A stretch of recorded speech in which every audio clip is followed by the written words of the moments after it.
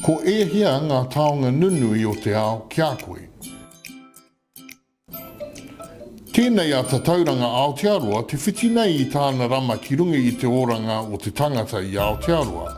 Āwhinatia mātou kia kōrero i tētahi paki mō ngā mea nunui kia koe koutou ko tō whānau.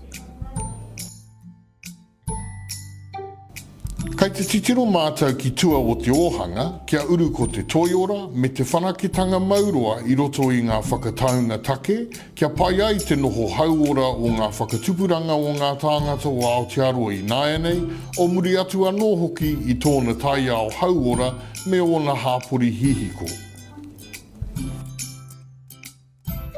E he ana mātou ki te pātai ki a koe, me pēhea tā mātou ine, manaki i a tātou taonga i Nāianei, a ngā rā e tū mai nei me tā tātou pānga ki etahi atu whenua.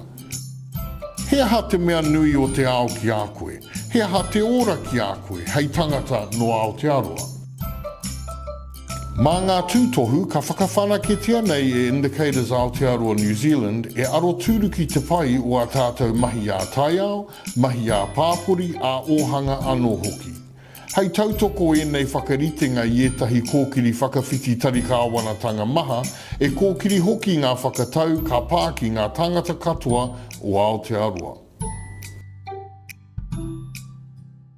Ngā tūtohu Aotearoa, te ine i tō tātou toiora. He mea tino nui rawa atu tō reo, nō reira kōrero i tēnei rā tonu. Ho atu he kupu kōrero ki Facebook, I mera atu ki indicators@stats.govt.nz. Tukua tō tāpaitanga rānei ki ta tauranga Aotearoa.